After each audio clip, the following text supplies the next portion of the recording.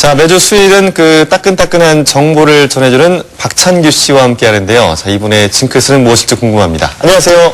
네, 안녕하세요. 수요일의 정보맨 박찬규입니다.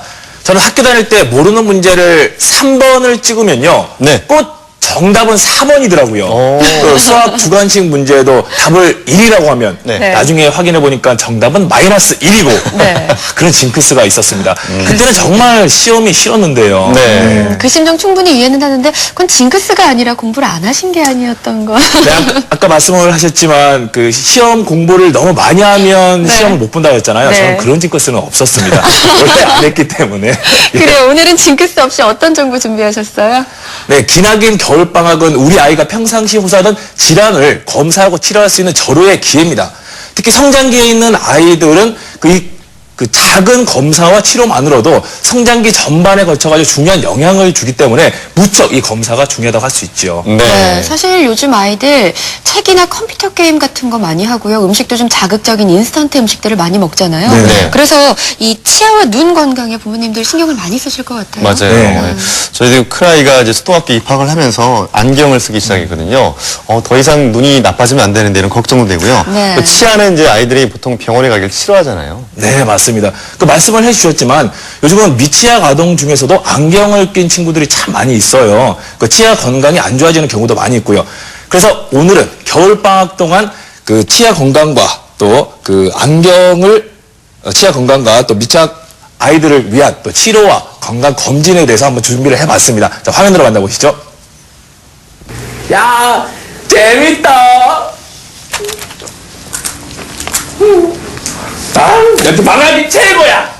이렇게 맛있는 것도 먹고 재밌는 것도 먹고 맨날 방학이었으면 좋겠다. 이상하다. 이렇게 눈살 안 보이지? 이빨 아파. 엄마, 장기 아파요. 도와주세요. 네, 저런 아이가 있으면 좀 징그러울 것 같아요.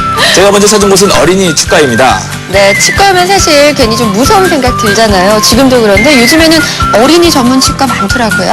네, 방학을 맞아 구강검진을 하기 위해 찾아온 아이들이 많이 있었는데요. 어린이 구강검진은 평생 양치 습관이 좌우되는 만큼 꼭 필요하다고 합니다. 어릴 적부터 유치 밑에서 영구치가 자라고 있기 때문에 유치가 제대로 관리가 되지 않게 되면 영구치가 상해서 나올 수도 있고요. 그리고 올바로 자리를 잡을 수 있도록 유치가 역할을 해주기 때문에 유치를 관리가 잘 돼야 나중에 영구치도 올바르게 치아가 날 수가 있습니다. 보통 어머니들이 가장 궁금해 하시는 것이 언제부터 정기검진을 해야 되느냐 그걸 많이 궁금해 하시는데요. 보통 치아 나기 시작할 때부터 돌 전후로 해가지고 검진을 먼저 받아주시는 게 좋고요. 관리가 잘 되는 경우에는 6개월 간격으로 정기검진을 해주시는 게 좋고 충치가 선천적으로 약하다거나 아니면 충치가 잘 생기는 아이들 같은 경우에는 2, 3개월 간격으로 정기검진을 해주시는 게 좋습니다. 가장 다들 대부분 다 잘 알고 계시지만은 제대로 안 되고 있는 게 이제 양치질인데요. 유아 같은 경우에는 아이들이 그냥 칫솔만 물고 있는 경우도 많이 있기 때문에 어머니께서 직접 양치를 해주시는 게 좋고요. 양치를 해주실 때는 보통 치아가 생각보다 개수가 많아요. 유치 같은 경우에는 위에 10개, 아래 10개, 총 20개가 있는데 앞니 같은 경우에는 잇몸 주위로 음식물이 잘 끼기 때문에 잇몸 주위로 양치를 해주시는 게 좋고요. 그다음에 어금니 같은 경우에는 씹는 면적 자체가 넓고 계곡처럼 홈이 파여져 있기 때문에 어금니 씹는 면 중심으로 관리를 해주시는 게 좋습니다.